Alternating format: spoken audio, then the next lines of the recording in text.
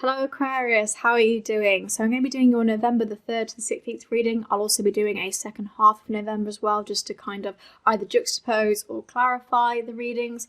This is just a general reading, so if it doesn't resonate with you or you don't like it, you don't have to take it on board, just general. But if you do like it, it'd be great if you could like and comment as well. So I've already shuffled these, so I'll just pull out the cards. So we've got the Moon, Temperance, Two of Cups in reverse, Eight of Cups, Knight of Swords, Eight of Pentacles, and a total clarifier for the whole deck is Three of Swords, okay. A bit of a mixed bag, but straight off the bat, somebody's deceived you. Somebody's tried to screw you over. This Moon card often means deception, and the Three of Swords is when someone's abandoned you. So somebody might have left you in a situation, left you in your own feelings, you know. This is like, Jesus, you know, now I can't see clearly. Yeah, that Moon card often means to me, you know, when someone's being really selfish and they've taken advantage of you, okay, and then they've just left you, they've left you in your own feelings there with that Three of Swords, which is like, this is where you are really struggling with things. It's the word I would come for is sadness. It's like somebody's deceived you and it's just left you sad. Not even angry, just like defeated and sad. So you might be going through a situation where somebody has kind of tried to deceive you. So for some of you, this is a cautionary tale because the Moon can mean caution. So this is saying, by the way, if you feel intuitively that there's something not right, really do run with that, okay? Don't be blindsided. Don't let them take advantage of you, okay? So that's what I see for the Moon and the Three of Swords straight off the bat. Eight of Pentacles. Eight of Pentacles is where you are a little bit more honest with yourself. And I like this because this is fast energy, which works so well with that Knight of Swords. So we've got some fast pacedness coming in here. This is also where, you know, someone's a little bit blunt with you. And actually what I like about this is that this is where people recognise you for your efforts, right? In such a genuine way. You know, it's not a forced thing. It's like people, you don't have to force people to like you is what I mean. Like it just comes so naturally. I also quite like this in the fact that you have to be a little bit more manipulative, you know. You have to start valuing who you are, okay? So don't put yourself down. I see this card for a lot of people in Aquarius that have low self-esteem and don't feel like they're good enough, right? Or they don't feel like they're honest enough to have the conversation that they need to have with somebody. You know, this is probably in a relationship where you're like, you're jerking me around. There's something here where I just can't really put my finger on it, but there's something not so honest and genuine about you. And I want that in my life. So for some of you, there's a realization there. And that actually kind of links to that Moon and Three of Swords, you know. You know, you're like, I don't want to deal with people who are not genuine with me, okay? Knight of Swords. I really love this. This kind of, to me, means triumph. You know, this is like very fast-paced. This, to me, is where you're being a little bit brave, okay? So you know what I said about kind of speaking up for yourself with the low self-esteem? Being brave and saying, you know what, I am actually good. I have got skill, you know. And I have the capacity. When I look at this card, I think triumph and capacity. You know, I actually can do what I want. You know, there's these little stars, which always mean have faith. Have faith in yourself, okay? Have faith in your skill, okay? Because when you have faith in your skill and you stand up for who you are, because I often find that Aquariuses want to show the world who they are, but they find difficulty with it sometimes. This is just, you know, it's going to shock people the way you plunder through and you do what you need to do, okay? So that to me is where you're just brave and you start to be more open with your self-esteem and your skill. Then we've got Eight of Cups.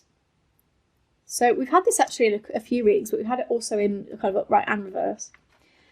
Eight of Cups to me is where something starts to be pulled down. So this is where, you know, I really want to link this to the rest of the card. So I'm going to see this as where you have success in something, right? But you don't always believe you should have it. So again, this links to that Eight of Pentacles. The word modesty comes to me very strongly here because I think that's what those two link. Those two eights link really well together. It's a modesty. It's you being a little bit shy. You know, it's like, oh, you know, I'm having to get other people to do things for me because I don't really feel that I should. Again, imposter syndrome comes through here.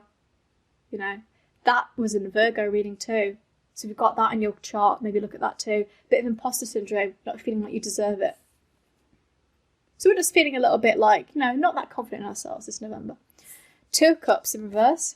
So we've got this like normally, reverse. So Two of Cups normally is when you have a new beginning with romance and love. You know, this has this connection that's amazing. So have it in reverse we're not getting that movement. We're not getting that new beginning. We're sort of staggering for some of us. Things are ending. You know, there's a lack of passion. You know, for some of you are in marriages or relationships that aren't working, there's just no passion there anymore. You've lost the passion. You know, there's not, I think there's still love there. But to me, this is when your friendship and your love that you have with this person is just souring, you know? This doesn't apply for everyone. So if you're like, I'm in a great relationship, just ignore me. But, you know, this for a lot of people who have kind of got this, you know, this could also for a crush as well, or an ex, you know, it's just like, you know, what I thought was going to happen here is not happening. This new beginning that I wanted, it's just not going anywhere, you know? And then Temperance, finally. I love Temperance because it's a teacher, okay? This is where somebody comes to try and teach you things, but this is also having some self-control and understanding in who you are. So for me, this is being very patient. And also, you know, for some of you who are having troubles with parents, this is a good card to say, sit down and have a frank and open conversation with a parent, you know. Also, for some of you, I think you're really going to have a good bond with the fire sign. So, you know, if you're this Aquarius, you're going to have a great bond with a fire sign. They're going to kind of help you through things. This is like definitely, for me, the kind of epitome of like someone being a very good influence to you. Like they always know what to say. They always know how to help you. But to me, this is self-control. And this is when you start to learn things. Somebody comes to teach you. And also for some people who, you know, have friendships or relationships with teachers, it's important to listen to them because they just know what they're talking about. It's just like an idea of mentoring you. But what I was saying about that, Erin, there's that compatibility there that is really nice, and it's just great. Anyway, that's the kind of overall energy. So we've got an idea about, for some of us, we're going through some kind of deception. We're not feeling that great about ourselves confidence-wise, but actually it's okay because I think we just have to go through these periods of feeling like imposters, and then somebody somebody to teach us that we're not as bad as we think we are. We're always putting ourselves down, you know, the Aquarius is putting themselves down.